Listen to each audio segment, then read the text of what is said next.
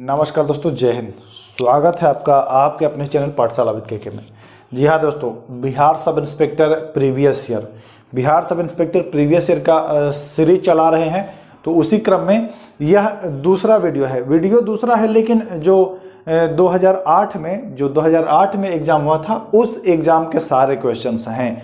तो देखिए, question easy है, तो ये मत समझिएगा कि ये सब नहीं आता है। बहुत सारे क्वेश्चन इनमें से आपको देखने को मिलता है अभी भी एग्जाम में। तो एक तरह से आपका रिवीजन भी हो जाएगा, और शुरू से 2008 से लेकर के 2022 तक जितने भी बिहार सब इंस्पेक्टर में एग्जाम हुए हैं, सबके प्रीवियस ईयर क्वेश्चंस को मैं डिटेल में कवर करूंगा। तो अगर चैनल पर नए हैं तो सब्सक्राइब कर लीजिएगा। मैं बारी बारी से सब आपको प्रोवाइड करा दूंगा। उसके बाद जब प्रीवियस ईयर खत्म हो जाएगा, उसके बाद हम प्रैक्टिस भी आप लोग को बिहार सब इंस्पेक्टर के लिए कराएंगे। तो परेशान बिल्कुल मत होइए। अगर चैनल पर नए हैं तो सब्सक्राइब कर लीजिए।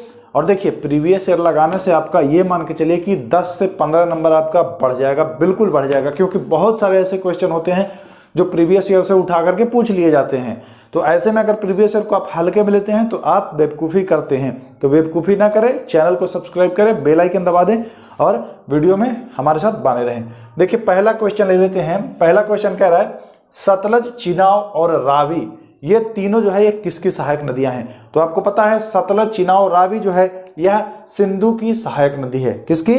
सिंधु की सहायक नदी है। ध्यान दीजिएगा, पूछा गया है। अगला क्वेश्चन, द ग्रेट खली। अच्छा, एक बार इसका स्क्रीनशॉट ले लीजिए, फिर बाद में आप लोग कहते हैं कि स्क्रीनशॉट लेने नहीं दिए। तो इसका स्क्रीनशॉट मैं मान के चल रहा हूं कि आप लोगों ने ले लिया होगा। दूसरा क्वेश्चन है, द ग्रेट खली का जो है असली नाम वह क्या है? तो ग्रेट खली का जो असली नाम है वह है दिलीप सिंह राणा। क्या है दोस्तों?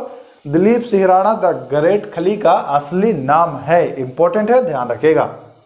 तीसरा नंबर पर चलें तो तीसरा नंबर पर आता है, पंडित रविशंकर का संबंध किस वाद्य यंत्र से है? मतलब कौन से वाद्य यंत्र को वो बजाते हैं? तो आप बताएंगे कि पंडित रविशंकर जो है वो सितार वाद्य यंत्र से संबंधित है। इंपॉर्टेंट है, ध्यान रखेंगे। किसे लोकनायक कहा जाता है? तो लोकनायक जयप्रकाश नारायण को कहा जाता है। देखिए, यहाँ पर कंफ्यूजन होता है बच्चों को लोकनायक और लोकमान्य में। तो लोकमान्य बाल गंगाधर तिलक और लोकनायक तो जयप्रकाश नारायण। ठीक ना, ध्यान दीजिएगा। आगे चलते हैं। बुलंद दरवाजा कहाँ स्थित है? तो बुलंद दरवाजा जो है वो फतेहपुर सीकरी में स्थित है। ध्यान दीजिएगा। ये वाला क्वेश्चन पूछा गया था, मैत्री एक्सप्रेस चलती है। मैत्री एक्सप्रेस भारत एवं बांग्लादेश के बीच चल रही थी, है ना। तो इसको भी ध्यान रखेंगे।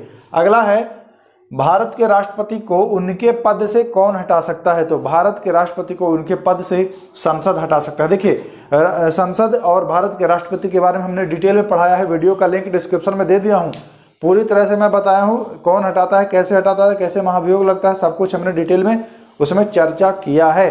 तो वीडियो को देख लीजिएगा, डिस्क्रिप्शन में लिंक है ना, डिटेल में बताए हैं। अगला है, भारत का व्यापारिक संबंध सर्वप्रथम किस यूरोपीय देश के साथ हुआ? भारत का सर्वप्रथम व्यापारिक संबंध वह यूरोपीय देश है पुर्तगाल। कौन है? पुर्तगाल से हुआ।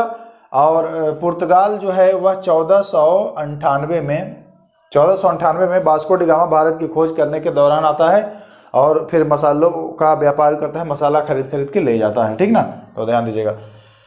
वेलिंगटन कप का संबंध है? तो वेलिंगटन कप का संबंध जो है वो हॉकी से है। हॉकी में कितने खिलाड़ी होते हैं? हॉकी में 11 खिलाड़ी होते हैं। हॉकी में, और फुटबॉल में 11, और क्रिकेट में 11। ठीक ना, तो इन तीनों में 11-11 खिलाड़ी होते हैं। तो इसका भी ध्यान रखिएगा। पृथ्वी का एकमात्र प्राकृतिक उपग्रह, तो उसका नाम है चंद्रमा। आपको पता ही है कि पृथ्वी का एकमात्र प्राकृतिक उपग्रह है वो चंद्रमा है। तो इसको आप लोग पता ही है। जातक किसका पवित्र ग्रंथ है? ऑप्शन देगा बौद्धों का, जैनों का। तो आप बताएंगे जातक जो है वो बौद्ध धर्म का पवित्र ग्रंथ है। ध्यान दीजिएगा। स्वेज नौ परिवहन भूमध्य सागर को किससे जोड़ता है? भूमध्य सागर को स्वेज, ऐसे भी क्वेश्चन पूछता है कि स्वेज नहर जो है वह किस किस को जोड़ता है? तो बताएंगे भूमध्य सागर और लाल सागर को जोड़ता है। ठीक ना, तो ध्यान दीजिएगा।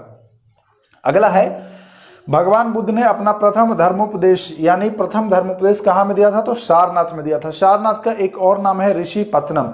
तो अगर ऋषिपत्तनम ऑप्शन में दे तो कंफ्यूज नहीं होना है, घबराना नहीं है। ऋषिपत्तनम उसी का नाम है। ठीक, तो ध्यान दीजिएगा। अनुच्छेद 370 का संबंध जम्मू और कश्मीर से है। तो इस बात का भी आपको पता तो है ही, ध्यान दीजिएगा। रज़्मनामा किसका फारसी में अनुवाद था? तो रज़्मनामा जो है वह महाभारत का फारसी में अनुवाद है। तो ये चीज़ भी ध्यान रखेंगे, ये तो बहुत बार पूछा जाता है, तो इसको भी ध्यान में रखिएगा बच्चों। वह मुगल सम्राट जिसका 2 बार राज्याभिषेक हुआ, तो वह औरंगजेब है, जिसका 2 बार राज्याभिषेक हुआ है, ध्यान दीजिएगा, ठीक ना, औरंगजेब। अंग्रेजों का सुनहरा फरमान कब प्रदान किया गया था? तो अंग्रेजों का जो सुनहरा फरमान था वह 1632। बहुत सारे लोगों को लग रहा होगा 1717, नहीं, 1717 में सुनहरा फरमान नहीं प्रदान किया गया है, वो कुछ और मैटर है ना, उसको अच्छे से पढ़िएगा। पुर्तगालियों ने गोवा पर अधिकार कब प्राप्त किया था? तो पुर्तगालियों ने गोवा पर जो अधिकार है वह 1510 ईस्वी में प्राप्त किया है, तो इसको भी ध्यान रखिएगा। अगला है, किस रक्त वर्ग यानी किस ब्लड ग्रुप को यूनिवर्सल डोनर यानी सर्वदाता कहा जाता है? तो सर्वदाता की बात की जाए तो ओ ब्लड ग्रुप यानी ओ रक्त समूह, और अगर सर्वग्राही आए तो सर्वग्राही में यूनिवर्सल रिसीवर आए तो आप ए बी बताएंगे, ए बी रिसीवर है और ओ सर्वदाता है, ठीक ना। किस फसल को तने की कटाई करके उगाया जाता है? तो आपको पता है गन्ने को। देखिए जो ऑप्शन में था उसी के अनुसार मैं लाया हूँ, ऐसे ये नहीं जरूरी है कि केवल गन्ना ही, गुलाब का भी पौधा होता है उसको लगाया जाता है तने कटा, बहुत सारे पौधे हैं, तो ऑप्शन के हिसाब से मैं लेकर के आया हूँ, ठीक ना। जो उस समय एग्जाम में ऑप्शन आया था उसी के हिसाब से मैं क्वेश्चन को लाया हूँ। देखिए दोस्तों, बिहार पुलिस की ऑलरेडी मैं तैयारी करा रहा हूँ, बिहार पुलिस की ऑलरेडी मैं तैयारी करा रहा हूँ। तो अगर आप लोग बिहार पुलिस की भी तैयारी कर रहे हैं तो जाकर के देख लीजिएगा, चैनल पर प्लेलिस्ट बना हुआ है। प्लेलिस्ट 2 प्लेलिस्ट मिलेगा आपको हमारे चैनल पर बिहार पुलिस के लिए। कौन कौन सा? एक मिलेगा बिहार पुलिस 50 दिवस 50 टॉपिक, जो कि 1 अक्टूबर से जो पहले एग्जाम हो रहा था उसके लिए था, और दूसरा है बिहार पुलिस 2.0, इसमें 1 अक्टूबर के बाद जो भी पढ़ाया हूँ उसका है। तो अगर बिहार पुलिस की भी तैयारी कर रहे हैं तो देख लीजिएगा, और वहाँ वीडियो आपको मिल जाएंगे सारे। एड्स का पूर्ण रूप है, एड्स का पूर्ण रूप है एक्वायर्ड इम्यून डिफिशियंसी सिंड्रोम, ठीक ना। एड्स कैसे फैलता है सभी को पता है, एड्स फैलने का कारण, तो ध्यान रखिएगा। एड्स का पूर्ण रूप पूछता है, इसके लिए एक जांच होती है इलीसा टेस्ट, तो जांच का भी पूछता है कि इलीसा टेस्ट किस बीमारी से संबंधित है, तो बताएंगे एड्स, ठीक ना, ध्यान देंगे। आगे, दूध के फटने पर कौन सा अम्ल उत्पन्न होता है? पता है, लैक्टिक अम्ल उत्पन्न होता है ना, लैक्टिक अम्ल, ध्यान दीजिएगा। रेशम किससे उत्पन्न होता है? तो रेशम कीड़े के प्यूपा जो होता है उससे उत्पन्न होता है, ध्यान दीजिएगा। आगे चलते हैं, संतरे किसके प्रबल स्रोत हैं? आपको पता है संतरा खट्टा फल है, संतरा विटामिन सी, तो विटामिन के प्रबल स्रोत है संतरा, तो ध्यान दीजिएगा। आगे चलते हैं, मच्छर से नहीं होने वाला रोग। देखिए ऑप्शन था मलेरिया और भी कुछ ऑप्शन था, तो जो मच्छर से होता है वो मलेरिया वगैरह है, और घेंघा जो है वह आयोडीन की कमी से होता है, तो घेंघा हो जाएगा सही इसका राइट आंसर, ये ऑप्शन के अनुसार है। आगे चलते हैं, पालक के पत्ते जो हैं किसके प्रबल स्रोत हैं? तो पता है कि पालक में बहुत ज़्यादा मात्रा में आयरन होता है, तो यह आयरन का प्रबल स्रोत है, ध्यान दीजिएगा। दंत क्षय यानी दांतों का क्षय का कारण क्या है? तो बैक्टीरिया जनित संक्रमण की वजह से दांतों का क्षय यानी दंत क्षय होता है। अगला है एंटीटॉक्सिन का इंजेक्शन किसके रोकथाम हेतु लगाया जाता है? किसके रोकथाम, है ना, किसके रोकथाम हेतु लगाया जाता है? तो टिटनेस के रोकथाम हेतु लगाया जाता है एंटीटॉक्सिन का इंजेक्शन, ध्यान दीजिएगा। आगे चलते हैं बच्चों, एल्बर्ट आइंस्टीन थे एक प्रसिद्ध भौतिक शास्त्री थे, एल्बर्ट आइंस्टीन थे एक प्रसिद्ध भौतिक शास्त्री, तो ध्यान दीजिएगा, है ना। आगे चलते हैं, टेलीफोन का आविष्कार किसने किया था? टेलीफोन का आविष्कार अलेक्जेंडर ग्राहम बेल, जी हाँ, टेलीफोन का आविष्कार अलेक्जेंडर ग्राहम बेल के द्वारा किया गया था, ध्यान दीजिएगा। आगे चलते हैं, भाप के इंजन, जी हाँ, भाप के इंजन का आविष्कार अगर पूछे तो बताएंगे जेम्स वाट के द्वारा किया गया था भाप के इंजन का आविष्कार। आगे है इंपॉर्टेंट क्वेश्चन, PSLV का संक्षिप्त रूप है पोलर सैटेलाइट लॉन्च व्हीकल, जी हाँ, polar satellite launch vehicle PSLV पूछा जाता है, ये बहुत बार पूछा गया है। ताप बढ़ने पर प्रकाश का वेग जो है वह क्या प्रभाव पड़ता है? तो ताप बढ़ने पर प्रकाश का वेग पर कोई प्रभाव नहीं पड़ता है, वह अपरिवर्तित रहता है। तो ग्लोबल वार्मिंग के लिए जिम्मेदार है CO2, हम ऑप्शन के हिसाब से बता रहे हैं, CO2 जो है वह ग्लोबल वार्मिंग के लिए जिम्मेदार है। आगे चलते हैं, अपरंपरागत ऊर्जा स्रोत का उदाहरण है, तो सौर लालटेन जो है वह अपरंपरागत ऊर्जा स्रोत का उदाहरण है, ध्यान दीजिएगा। आगे है, यह विद्युत धारा का मापन करता है, तो विद्युत धारा का मापन एमीटर से किया जाता है, ध्यान दीजिएगा, यह भी इंपॉर्टेंट है। डायनमो परिवर्तित करता है, डायनमो कौन सी ऊर्जा को किस ऊर्जा में बदलता है बच्चों?